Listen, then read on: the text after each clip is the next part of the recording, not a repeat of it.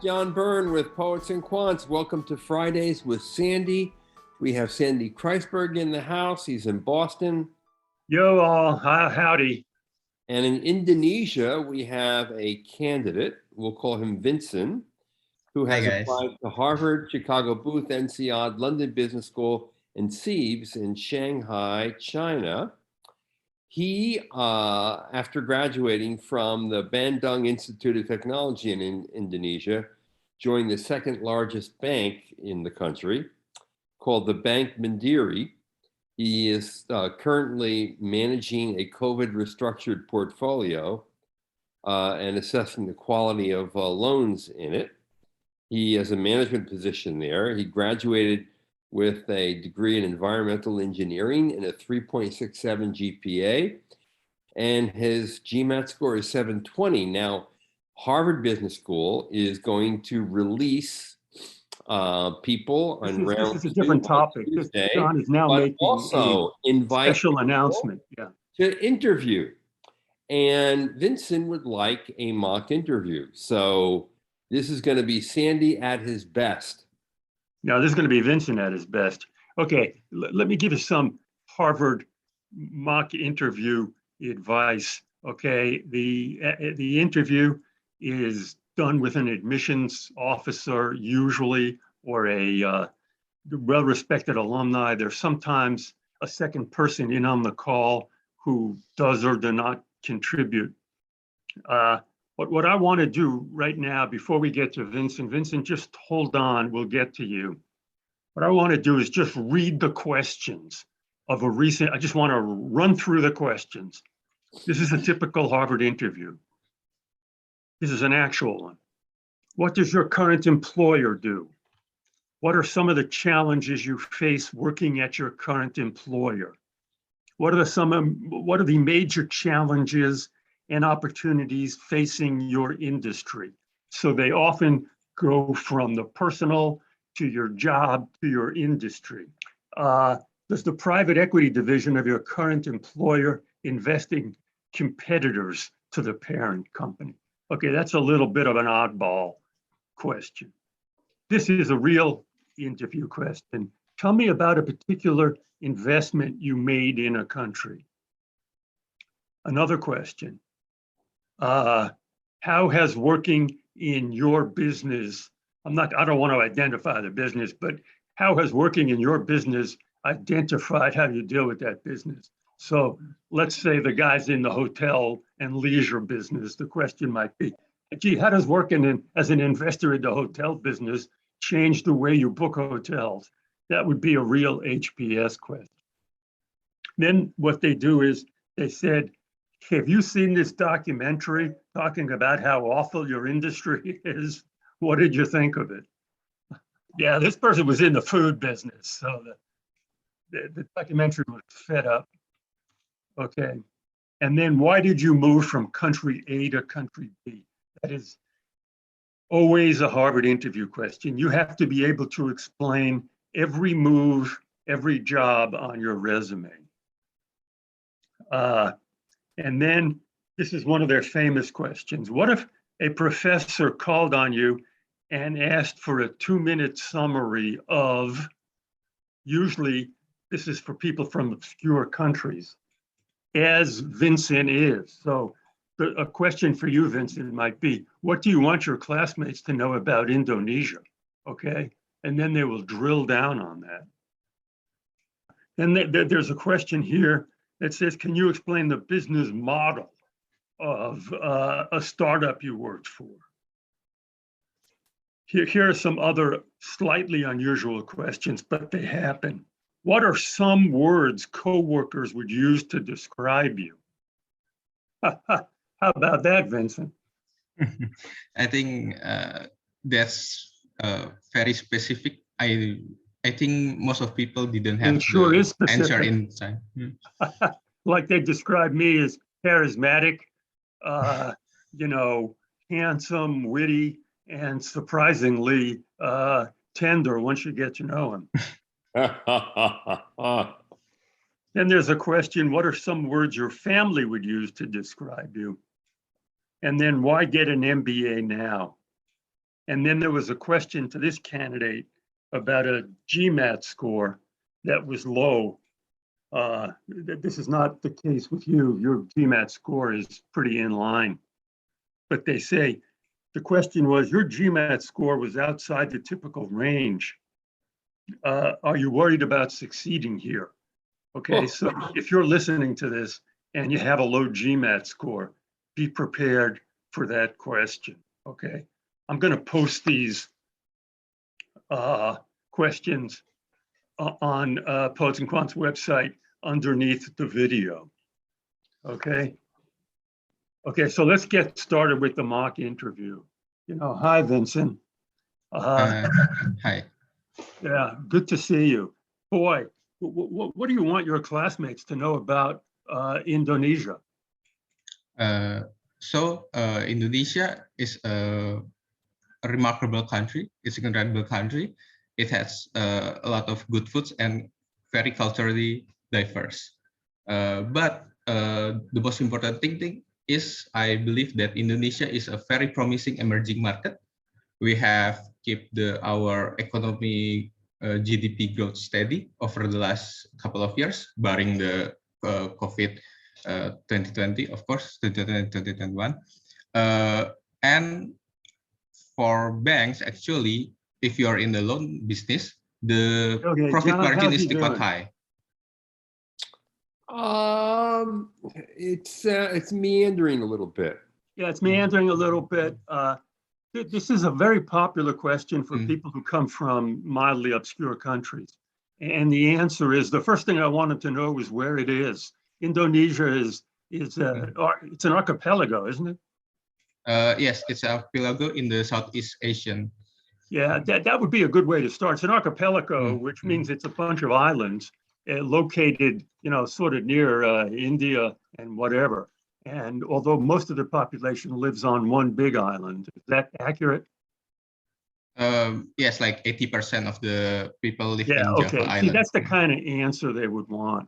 And then they would go, now Indonesia is what's called a developing country. Some of its leading industries are what and what? So the leading industry is actually raw material exporting, right? So because Indonesia is rich in natural resources. It exports raw materials, particularly what? Palm oil, coal, and mining ore. Good. And then what's the form of government? It's democracy. Good. And so the answer to the question, what do you want your classmates to know about Indonesia? This is real important. It's a very frequent question, both for you and for listeners. Well, I hope they know where it is, and I hope they know it's what's called an archipelago, which is a group of islands. It's actually 800 or so islands, but most of the population lives on a big island, which is located there. Indonesia is what you call a developing country. It exports blah, blah, and blah. And if you want to do business in Indonesia, you probably need a local partner. That is the format, that is the template for answering this very important question. What do you want your classmates to know about your country? I think you step back from what I just heard, and the lesson here is you need to be clear, concise, to the point, and when you speak, you have to convey valuable information. Yeah, particularly on this question about your home country. It's okay to bop it out there. This is a situation where you should sound actually a little scripted. Okay, let's move on here. Could you tell your classmates where you went to college and what that college is about? Because they probably never heard of it. Okay, so I went into Bandung Institute of Technology. It's in the West Java Island. It's one of the leading undergraduate studies in Indonesia, particularly in the engineering division. Good. So, why did you go there? That's a good answer. Okay. Why did you go there? This is a very popular question. I'm going to lecture a little bit besides asking you questions, because I've got a lot of valuable information today. Okay. Uh, Be- let because me, so okay. this question, why did you go to X? They often ask that question to people who go to Harvard. Mm. You know, some kid went to Harvard College. They say, why'd you go to Harvard? You know, the kid, you know, if you could read the inside of his head, the answer is, why did I go to Harvard? Duh, it's Harvard. Okay, John, is that a good answer? No, it's an awful answer. What's a good answer? Well, I wanted to meet really talented people from all over the world and learn from them and learn from some of the world's best professors. Yeah, that's like a B- answer, John. Here's the answer. Okay, What's your A answer? I went to a academically competitive high school. I did very well. The high school sends you know, 3 or 4 kids a year to Ivy League schools. I was a high performer. Harvard was on my list, along with Yale, Princeton, and a couple of schools that were, you know, quote unquote safe. I spoke to people who attended Harvard College who had been a year ahead of me and when I visited, and they were very impressed by how much freedom you had and how you could meet professors. And I stayed overnight with a guy who was a high school buddy of mine, and that was a transformative experience. I really fell in love with the culture and the professors and Cambridge. So that's why I went. So you can't say I went to Harvard because I was able to get in and I'm going to be rich and famous. No, you can't say that, John. Okay, back to you, Vincent. This is another one of their typical questions. Okay. What was your so- favorite? We're moving on here. What was your favorite course in college? So it's fluid mechanics. I love it because it not only have like classes, but it also has experiments in the laboratory. So we combine both, you know, experiment and literature to make it more Good. immersive and Okay. exciting That's for an the students. answer. Okay, Mm. now let's move along. Let me give another mini lecture.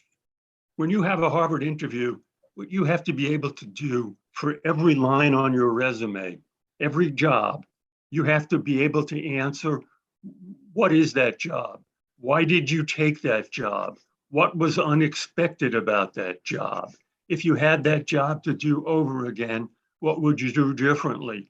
What did you learn on that job?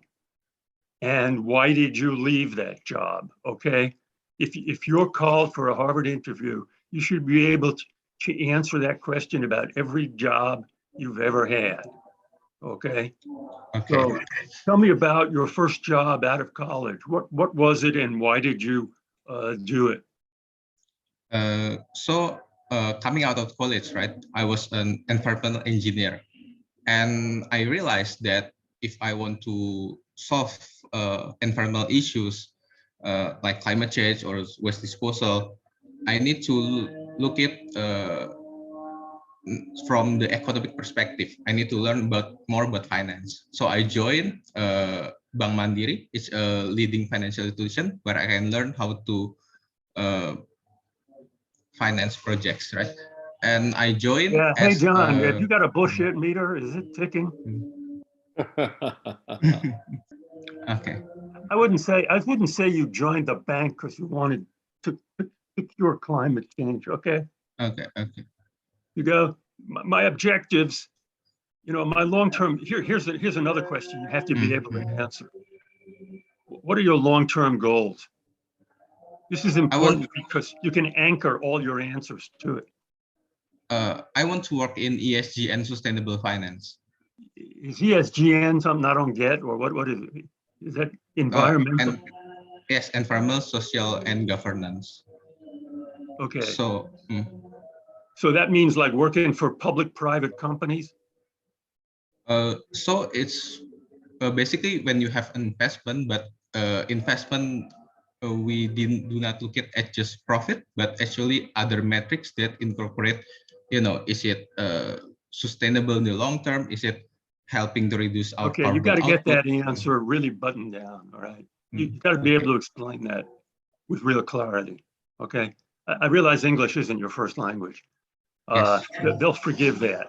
But for certain answers, like why did you go to college, or tell me about your college, or what your long-term goals are, you need to be able to be very articulate about that.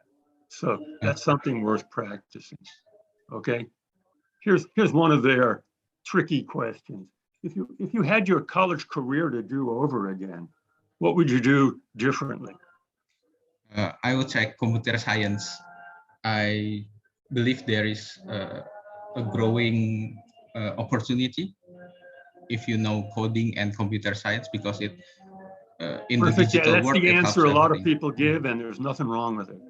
Mm. Most people say, if I had my career to do over again, I would really try and become computer literate. I would take some courses in coding and some courses in computer science. It's something I've tried to make up for since graduating, but that would have been a real plus. Okay, so that's a good answer. Okay. What was your greatest accomplishment in the year and a half you spent as a risk management development officer? So I think I acted as a risk management committee, the secretary of risk management committee, and I organized the meeting bi-weekly, so it's twice a month at least, and compile it into what's important for the management to discuss this month, and what are the Okay, so important the issues. answer, Okay. my greatest accomplishment was organizing a bi-weekly meeting. Is that accurate? In the development program, right? Because it's okay, in the development program. I was in the development program, and my greatest accomplishment was organizing a bi-weekly meeting where we were able to bring together different people with different functions in the bank. Or what's the accurate version of that? Because in the development program we are supposed to learn and work, right? But I got a real responsibility when I was in the development program, so I want to highlight that, because it's a program where mostly you just learn, Okay, but I got let me say this. extra responsibility. Yeah, trying to highlight things and trying to brag in the interview, it's understandable. The first, more important than that, is answering the question. Okay, they're already sold on you. That's why you're being interviewed. Okay, this is for people who get an interview from Harvard. They've already swallowed your story. Okay, the purpose of the interview is to see if you can speak English and if you can answer questions clearly. So don't brag, just answer the questions. I've said this before, I'll say it again. John, see if you can fill in this sentence. Do no harm. Yeah, do no harm, good, right. Answer this, fill in this one. The purpose of the interview is? To kick someone out. Yeah, you got it. The purpose of the interview is to flunk you. That is right. They're not, believe me, they're not malicious. They're interviewing 10 people and they've got to flunk 3. And that's a decision that people don't like to make. Don't make it easy for them. Or 4, right? Or 4, whatever the number is. Don't make it easy for them. That's the real purpose of the interview. So don't go off on a sidebar where you're trying to brag, okay? That would be damaging, even if what you said was powerful. They already know everything they want to know about you, except whether you can speak English and whether they'd want to sit next to you. Just bear that. That's advice for you and for everyone else. Here's another typical interview question. Who's the best supervisor you ever worked for and why? So I think my best supervisor is my current one, because I think she has an overview as a helicopter view of what we do, and she really, sorry, I need to think for a Okay, moment. yeah, you got to answer Okay. that question. You go, Mm, my best supervisor is my current one. She's very supportive of me. mm, She took the time when I joined to get to know me. When I first joined her group, she actually put me in her office for an hour and just went through the dialogue about what I planned to do, what my goals were, and how, if possible, she could help me. And then she's offered wonderful criticism, and that's just her reaction to me. She's also a great team player. Our group has 5 people, and she gives a lot of attention to each of them, and she makes everybody feel enthusiastic about it, and she's honest. Like one of the things that was amazing about her was we had a member of her group who wasn't working out, and this was pretty clear early on, and she took that member aside and said, "Look, I don't think this is going to work out, even though we could drag it out for a couple of years. I'm going to help you look for other things." That is an amazing thing for a supervisor to say.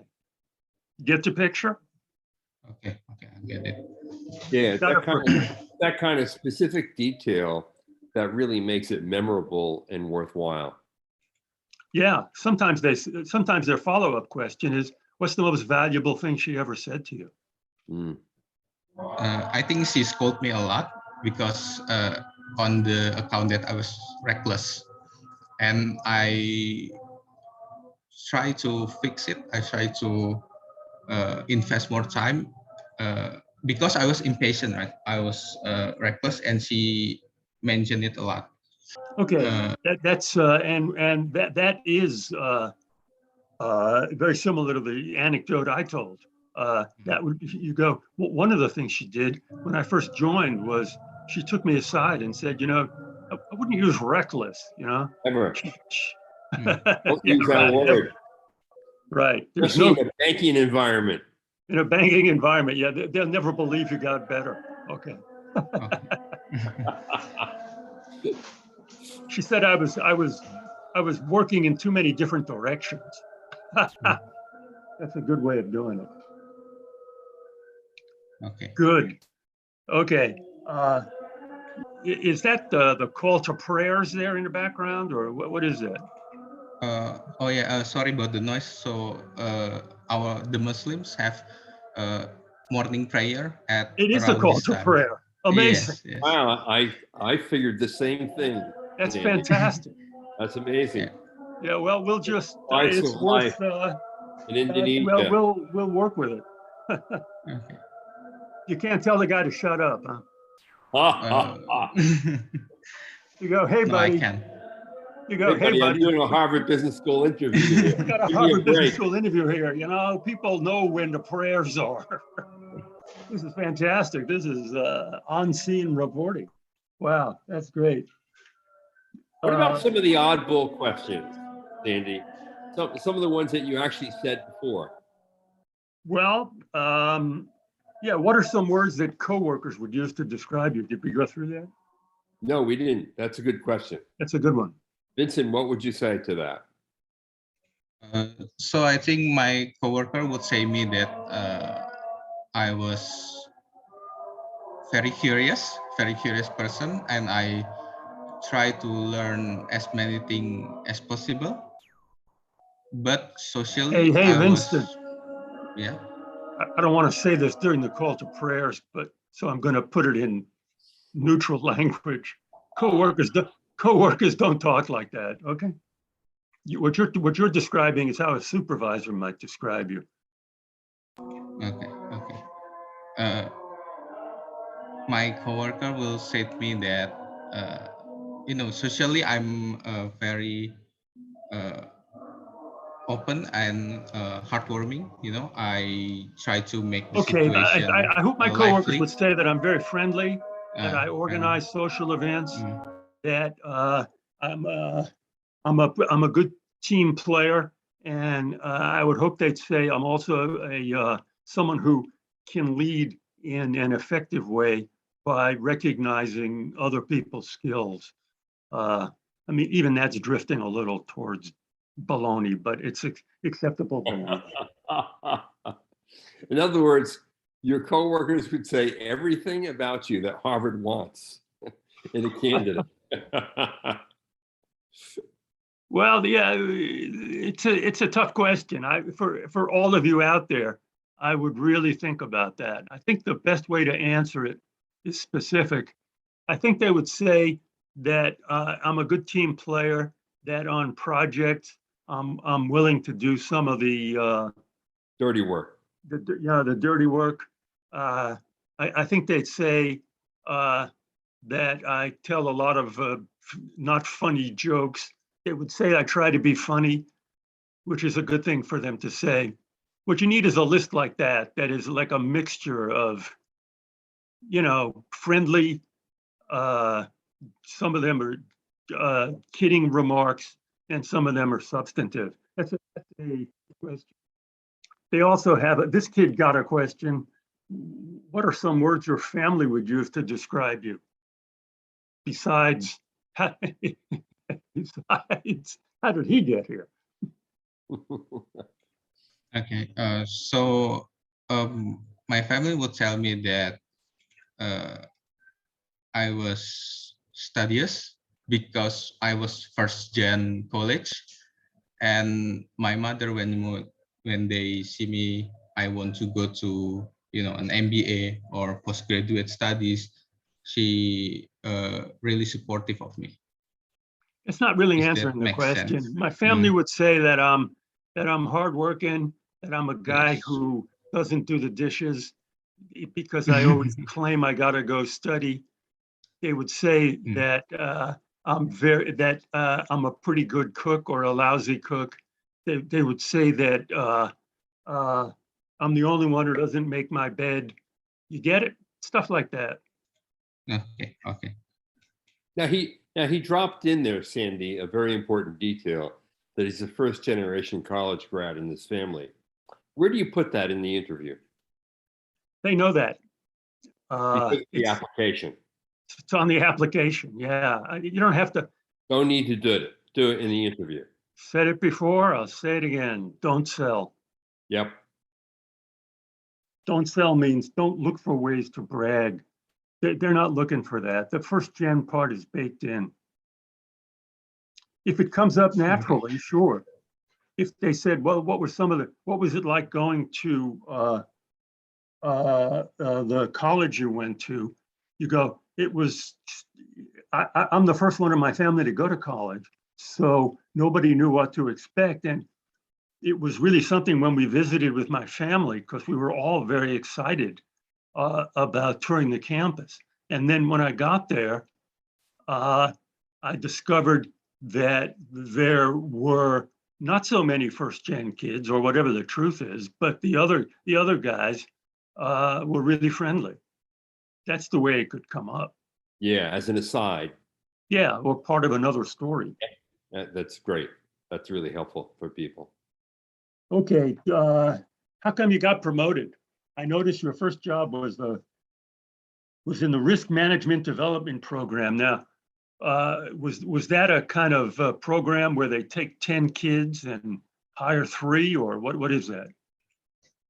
So it's usually so our batch got like 37-ish, 36, 37, and almost all of them graduated, but they were moved them into separate division, right? So based on the observation on the development program, oh, you are good at risk management. You're good at, okay, so you were in this, how many people were in your risk management development program? Well, this isn't, no, wait a minute. Let's stop here. Let's tell me about what this is important, and this will come up. It might be the first question. Sometimes they go through your resume. What is the risk management development program? So it's an end-to-end banking education program for junior banker, for entry-level banker. Is it mostly recent college grads? Yes, mostly undergraduates. Who have graduated or doing it at the same time? No, after Yeah, they. okay, you got to say that. The Risk Management Development Program is a program for recent graduates. They typically have 30 or 10 or 6. What's the answer? How many people were in your program? 37. Yeah, my program had 37 kids. They were from schools all over India. Is that right? Yeah, they are from all over Indonesia and all over Indonesia. yes, and they accept all kinds of background. So we got engineering background, or we got business, finance background, accounting. They accept all kinds of background, and they train us to be better in to know better about banking. Yeah, so you learned it was like a boot camp for bankers. Yes, okay, and then is this where he should drop in that it's a highly selective program, that hundreds of people apply and only less than 40 get in any given year? I wouldn't make a speech about that. I think the admissions committee probably knows that, and it's not going to help them. What he could say is it's a selective program. There are 36 people from schools all over Indonesia. I was one of 2 people from my school to join this program. That's a better way of doing it. Okay. Right? Okay, and then you completed that program, and then what did you do next? What was your next gig? So after the development program, I was assigned in the enterprise risk management, which is oversee capital management and Basel Accord, implementation of Basel I don't Accord. understand what that enterprise risk management. I do not understand what that means. I know what an enterprise is. I know what risk is. I know what management is. Is this making loans to startups? No, it's actually calculating how much capital do banks need, because when say that again. facing, say that again. We need to calculate and manage how many capitals are going to be needed for the banks. So banks gonna giving out loans, right? And some loans are gonna default. That's just a fact. Some loans are going to default, and the one that defaulted, the banks need to absorb it with their capital. So my job is to calculate and how many are going to default in various scenario, and have the capital necessary to support it when needed. Oh, so you're the one who puts money aside for the worst, for a rainy day there, right? Yeah. So yes, that's correct. It's calculating the reserves necessary to protect the risk against default. Yeah. Yes. Well put, John. You've got to learn how to explain. Vincent, okay. I realize this is, just your first interview. You've got to be able to explain this. You've got to be able to walk through your resume and explain each job in a very clear, keep it simple way. It's critical. It's the best advice I can give you. They don't care about sophisticated answers. They just care about your ability to explain things you should be able to explain. And some of the things you do are a little bit out of the ordinary. If you're a consultant, people can understand what you do. But if enterprise risk management, you've got to be able to explain that to someone who doesn't understand about banking. Okay. Also, for this job, same as for every other job, what was your best accomplishment in the time you spent in the enterprise risk management program? So in the times when I'm in the enterprise risk management, my biggest achievement was I was able to incorporate COVID-19 stress tests into our accounting method.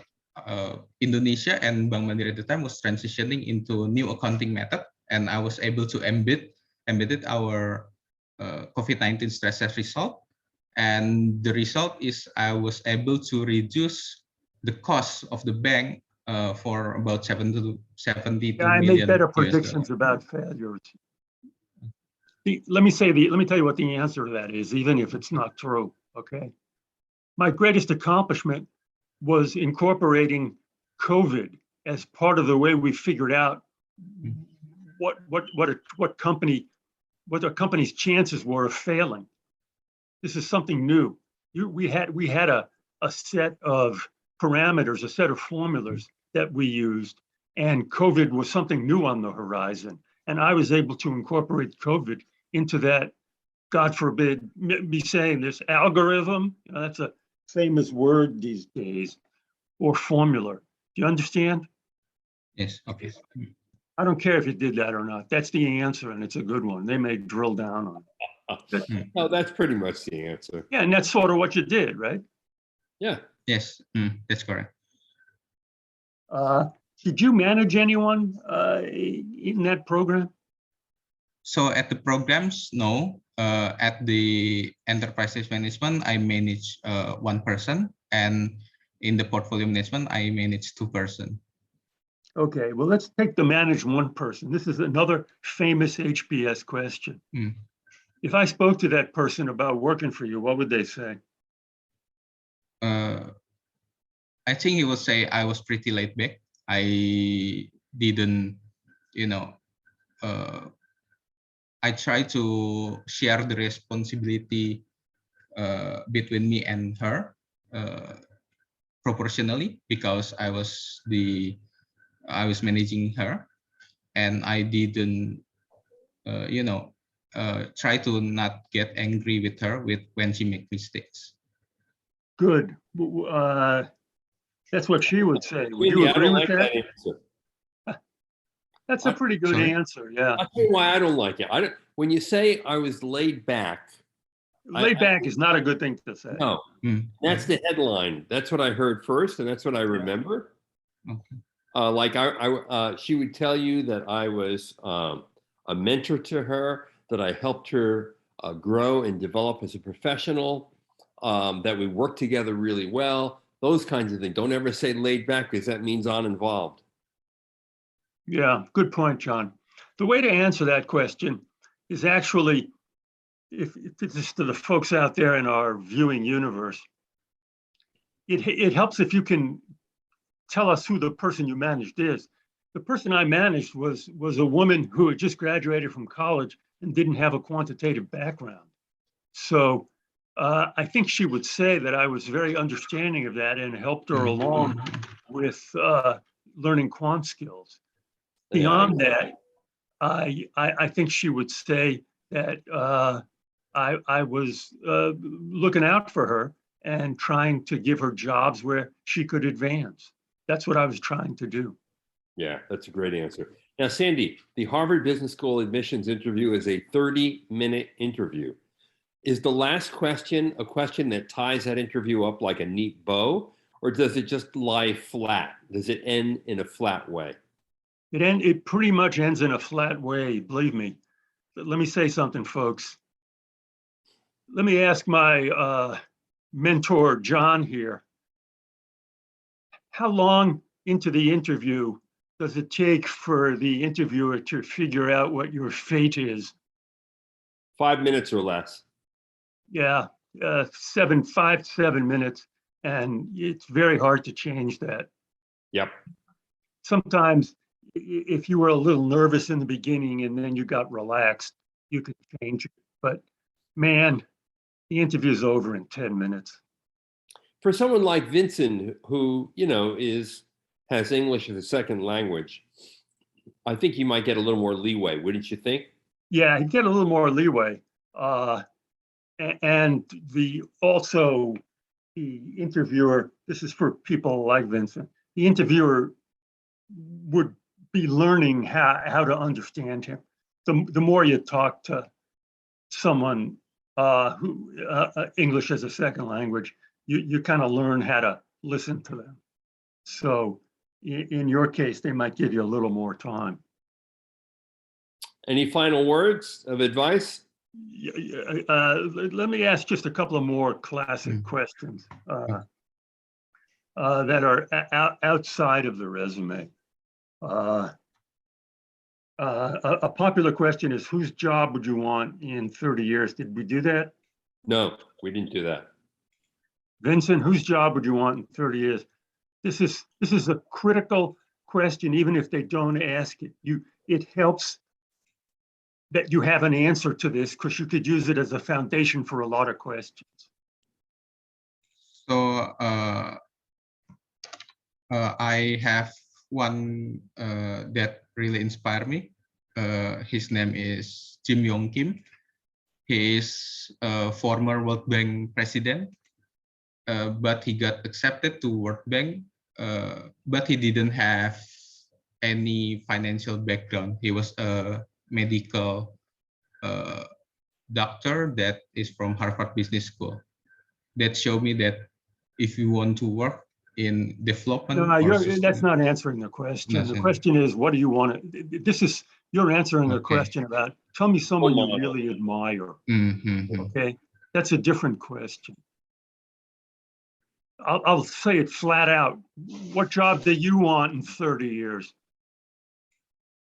I want to work in the IFC, International Finance Corporation, or World Bank to help in sustainable and development. Okay, that's critical. What you need to, that's important. That's an acceptable answer. But you want to be a senior leader in those organizations, not a wheel. Yeah, of course. I want to be an impactful leader in the World Bank or the IFC, and areas I'm interested in are climate change, developing countries, and Bitcoin, okay, whatever they are. Vincent, let me tell you something. You got some homework to do.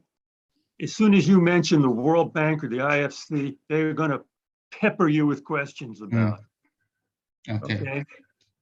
What do you think the status is? They might add, well, here's a question. Who's the current president of the World Bank? Bingo. You won't have Google with you. You understand? Yes, I know. Yeah. Okay. I mean, that's really dangerous. I'm just, forgive me, I'm making a point here. You should know that. Yeah, it's believe me, a lot of people don't, but that would be a very damaging little back and forth there. Okay.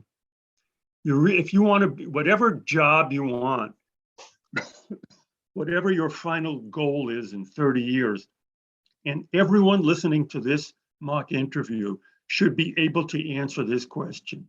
What job do you want in 30 years? You should also be able to answer the variant of that question. Whose job would you want in 30 years? You should have that down cold, and you should Google that guy and Google that organization and really do a quick study. I mean, this isn't nonsense work. It's what you want to do anyway. You should be interested in doing this, right? All right. Okay, John, any final words here?